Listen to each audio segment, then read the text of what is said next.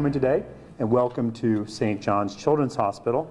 My name is Doug Carlson. I'm the Chair of Pediatrics at Southern Illinois University and the Medical Director at St. John's Children's Hospital. I practice as a pediatric emergency physician and a pediatric hospitalist. We are here today because the Public Interest Research Group, also known as PIRG, is releasing their 30th annual Trouble in Toyland report. Children's safety is always important, but there is no more time than around the holidays. Joining to me today are Springfield Mayor Jim Langfelter, Tammy Hartwick, a pediatric nurse and a pediatric clinical facilitator in our pediatric hospital, and Naomi Pitkin from Illinois PIRG. Thank you for all being here. I'd like to invite Naomi to speak about our group's interest today. Thank you. First, I'd like to thank St. John's Children's Hospital for hosting us today. My name is Naomi Pitkin, and I'm a campaign organizer with Illinois PIRG, the Illinois Public Interest Research Group. Illinois PIRG is a statewide, nonprofit, nonpartisan public interest organization. Today, we are here to release our 30th annual Trouble in Toyland report. The message today is clear. We need to protect our youngest consumers from unsafe toys. Parents and caregivers should look out for common hazards when shopping for toys. Over the last 30 years, our report has led to at least 150 recalls and other actions to keep dangerous toys off store shelves. When our researchers went out looking for potential hazards this fall, once again we found dangerous products on store shelves in all sorts of stores, at dollar stores and big chain stores. In 2008, policymakers responded to an unprecedented wave of toy recalls by passing a law to revamp the Consumer Product Safety Commission, empowering it to better protect America's kids.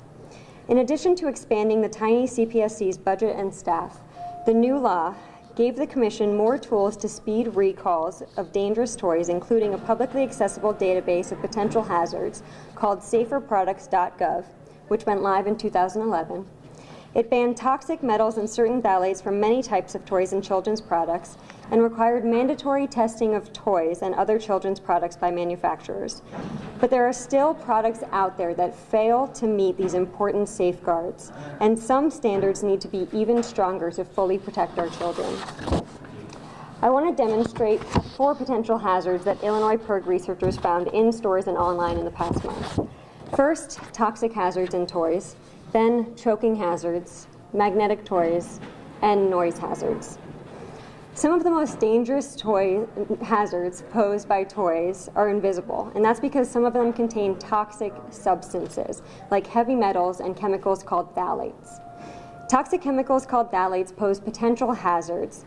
Manufacturers use these chemicals to make plastics softer, but they are connected to adverse reproductive and developmental health effects.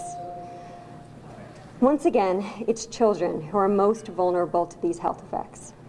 The 2008 product safety law banned children's products containing more than 1,000 parts per million of any of 6 types of phthalates. We found a Fun Bubbles jump rope from Dollar Tree that had 10,000 parts per million of the banned phthalate DEHP, which is 10 times the limit. This jump rope also had an alarmingly high 190,000 parts per million of the toxic phthalate DIBP, which has not yet been banned. But last year, a group of scientists appointed by the CPSC to a chronic hazard advisory panel on phthalates and phthalate alternatives recommended that DIBP be banned. The CPSC has proposed a rule to add DIBP to its list of banned phthalates, but it has not yet been adopted. Chromium is commonly used in chrome plating, dyes and pigments, and leather tanning. Skin contact with chromium can cause severe allergic reactions, including skin redness, swelling, and ulcers. Chromium compounds are also known to cause cancer, either in the lungs after inhalation or in the stomach after ingestion. Dyed or pigmented toys and children's jewelry represent the most likely source of harmful chromium exposure for children. Chromium is subject to a limit in toy surface coatings of 60 parts per million. This year, preliminary testing revealed 3 toys that may contain higher than 60 parts per million of chromium. The high content of chromium in the products we found doesn't necessarily mean they violate the law, but we believe it's cause for concern and we call on the CPSC to do further testing. This Slinky Jr., which we found at Target, this Minions case, which we found on Amazon, and we also tested the equal signs of a magnetic toy numbers set, which we got at Dollar Tree. Another heavy metal sometimes found in toys is lead. We are familiar with the dangers posed by lead. Lead has been banned in paint since 1977 and in gasoline for nearly as long. Lead is a powerful neurotoxin that causes chronic problems. It lowers IQ and causes behavioral problems. The new toy safety law imposed tough safety limits for lead and other metals in paint and children's products. This year, we did not find any toys that exceeded the limit of lead. While we can't say that there aren't toys out there that have high levels of lead, we believe that not finding any this year is a positive indicator that efforts to get rid of some of the worst toxics have succeeded over time. Now I'd like to turn to choking hazards, which are the leading cause of recalls. We all know that toddlers put everything in their mouths. Between 2005 and 2013, at least 65 children have choked to death on balloons, balls, toys, or parts of toys. In 2014, 19 toys and other children's products were recalled from store shelves as choking hazards, which accounted for 25% of all children's product recalls. Toys are banned for children under 3 if the toy or any part of the toy fits into the small parts choke test cylinder, which I'll demonstrate again later.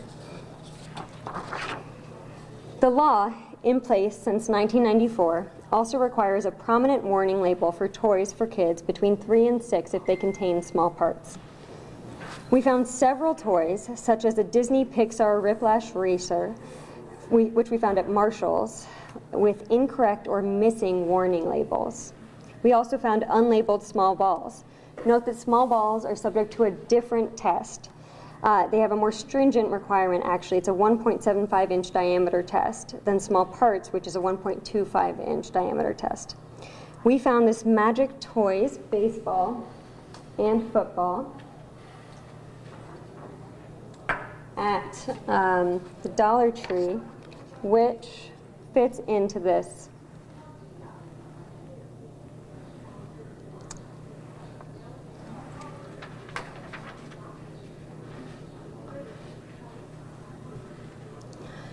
So we believe that 2 changes need to be made to make these toys safer. First, in our view, the choke test tube needs to be much smaller to include near small parts, which do not violate the small part rules. But children have choked on toys that are bigger than the choke test tube. Second, Illinois PIRG believes that rounded objects, especially toy food, that pose the same hazards as small balls need to be treated with the same stringent ball standard. We are particularly concerned about food toys because kids might think that they are edible and might put them in their mouths. We tell parents and caregivers it's more reliable to test whether a toy poses a choking hazard by using a bigger test cylinder, one which everyone has at home, a toilet paper roll. Balloons are easily inhaled in attempts to inflate them and can become stuck in children's throats. Balloons are responsible for choking deaths among children, more choking deaths among children than any other toy. We found 3 balloon sets at Party City.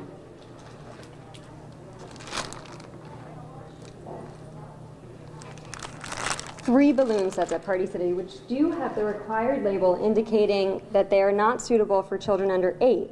However, they also have a label indicating that children under 3 shouldn't have them. So these are confusing labels that could be misleading.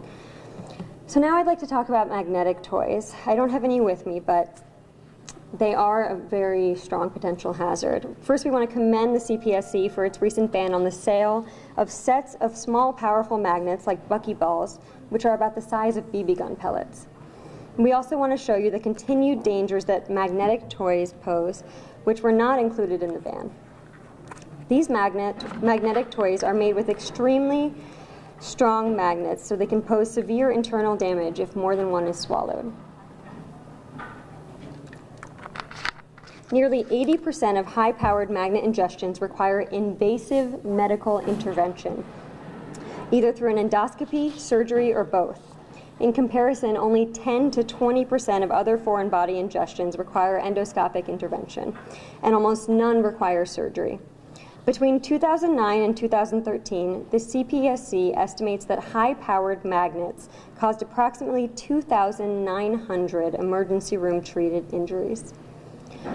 We also continue to find these ellipsoid toy magnets at the Family Dollar and Dollar Tree that are not illegal, but are just barely smaller than the small part cylinder. Excuse me, larger than the small part cylinder. If they did fit, they'd be banned in toys for children under 14. Finally, I'd like to address the hazards posed by loud toys. Research has shown that 1 in 7 children between the ages of 6 and 17 have signs of hearing loss, and this may be in part due to the fact that many children use toys and other children's projects, such as music players that emit loud sounds. Since 2009, the CPSC has enforced standards limiting the volume of noise-making toys. We found 5 examples of toys that are extremely loud. Just a warning, I'll be demonstrating one of these. So, this fridge Leapfrog Phonics has a to-the-ear and far-apart decibel meter of 85 and 70, which I'll demonstrate quickly. Beep, beep says beep, beep says beep. Every letter makes a sound. Beep says beep. You have to be especially cautious about toy cell phones. Kids' ears are fragile, and certain toys that are marketed as phones are meant to be used close to the ear. Our findings are based on our own testing using a handheld decibel meter. We do not assert that these loud toys violate the federal standard, but we do believe that our findings should serve as a precautionary warning to parents and toy givers. Please note that these toys are only examples. Had we purchased more, we would have found more extremely loud toys. In conclusion, because of its new tools, the CPSC has made progress in protecting America's children. We hope it will continue to use these tools vigorously, and that Congress will have the funding it needs to fulfill its responsibilities. But there are many more hazards in our children's toys that still need to be addressed. The Commission should revise the small parts standard to better protect children from choking hazards. We commend the CPSC for its tough new magnet rule, and we urge it to continue to investigate dangers from other phthalates like DIVP. Policymakers should continue to overhaul U.S. toxic policy because current laws fail to adequately regulate thousands of chemicals. We tested for toxic chemicals at a CPSC-accredited lab. Other tests are completed under expert direction. The validity of our research methodology is amply demonstrated by the fact that the CPSC and toy manufacturers have taken at least 150 actions, recalls, stop sales, etc., over the years in response to our annual toy safety report. For parents and consumers about to embark on their holiday shopping, we offer the following advice. You can go to toysafetytips.org to see our list of unsafe toys and tips for how to shop safely this holiday season. If you see a toy that's potentially unsafe while you're shopping, you can look up our site on your smartphone. Remember that Illinois PIRG's report includes only examples of potentially hazardous toys. Other hazards could be on the shelves. Always examine toys carefully for potential hazards. Consumers should also report unsafe toys or toy-related injuries to the CPSC at saferproducts.gov. And parents or others who want to learn more about toy safety can do so by visiting the Illinois PIRG Facebook page. You can also check out our special 30th anniversary blog post on our website, which contains toy safety highlights and successes over the past 30 years. And now, I believe Tammy Hardwick or Dr. Carlton will speak. Thank you so much. Thank you, Naomi. St. John's Children's Hospital has been serving Springfield and the broader region since 2005. We are the only full-service children's healthcare facility in southern central Illinois. We are fully prepared to deal with pediatric emergencies and illnesses caused through injury and illness. However, when it comes to toy safety, it is clear that prevention is the best medicine. I would now like to introduce Tammy Hardwick, a pediatric nurse and clinical facilitator for the Children's Hospital. Thank you. As a mother and a mother of 4 and a pediatric nurse, I really appreciate the warning labels that are put on toys and the warnings that have been brought to us from the PERG group. And you know, we never want the toys. Sorry, you never want the toys that are at the top of your kid's wish list to lead them to the hospital. In the event that that does happen, we're here to help take care of them. One thing that parents can do at home is learning first aid and CPR. That's one important part for anyone to do. Prevention, yes, is the best, but being able to handle an emergency if one should arise is one of the best things to do and be prepared. The hospital does offer CPR classes and first aid classes here, and we would welcome anyone to join us for that. And we also encourage parents, caregivers, grandparents to come out and look at those things. And so now I'm going to turn it back over to Dr. Carlson and let him finish up our day. Thank you. While all the toys highlighted today have potential and not potential, but real dangers, I would like just to take a point to highlight the dangers of the rare earth magnets or the super strong magnets. It is true that most things, when we swallow them, don't cause a problem. They get into the stomach. And when most objects actually hit the stomach, the problem's over. But when you swallow more than one magnet, and most kinds are small, and most kids who swallow one, swallow two, because of that can get stuck across bowel walls and cause problems. Thus, the emergency need for intervention. And also, the rare earth magnets come in outside of children's toys. Adults have them. Many of them have them at home. I've had them in my home. They're pretty cool to play with, but we need to realize that children are inquisitive. They will pick them up. So it's not just children's toys, but adult games that have those too that we need to be very careful about. I'd now like to introduce Mayor Langfelter to say a few words. Thank you. Thank you, Doctor. I've learned a lot about toys today. But one thing I should say is specifically with St. John's Hospitals, my oldest son, his delivery was a rough one, and I can't thank the staff of the neonatal unit enough because without their expertise, we're not sure if he'd even be here today. So they've always provided great service for our family, and we really appreciate it. I'm the middle of a family of 13. All of my brothers and sisters were born in St. John's Hospital. But I grew up in the time of the 60s and 70s before these type of reports were out. So, you know, we had our own toys to play with, but also we had, you know, household items. So it's just not the toys that you need to be aware of, it's the household items as well. And, you know, I had a sister that swallowed a jack. You know, you used to play jacks. Well, one swallowed it. Fortunately, my mom was smart enough to, you know, do a pat on the back to remove it. Another one of my sisters, when she was younger, rolled up in dry cleaning bags and, you know, started suffocating. And fortunately, you know, my mom was attentive even with that many children, and that did not turn more tragic than just a minor incident.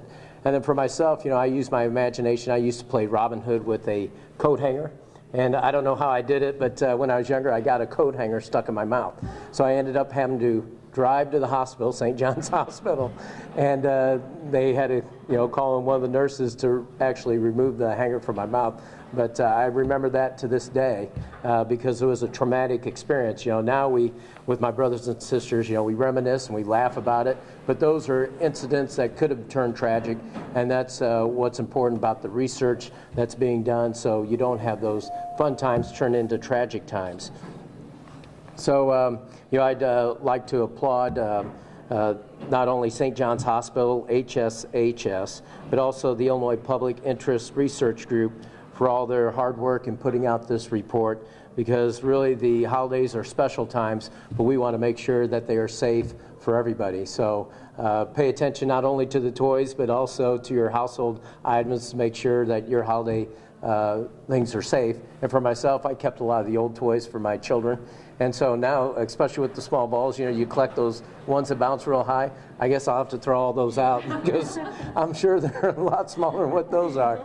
So it's really a great thing to bring up each and every year to remind individuals to go through their new items plus their old items to make sure the kids are safe. So thank you very much for having me here. Thank you. Doctor. And thank you, everyone. We'll be glad to open up for any questions anybody might have. Yeah, we're going to do one. We're good. They just want to talk to you one-on-one. Well, thank you for joining us today. Thank you.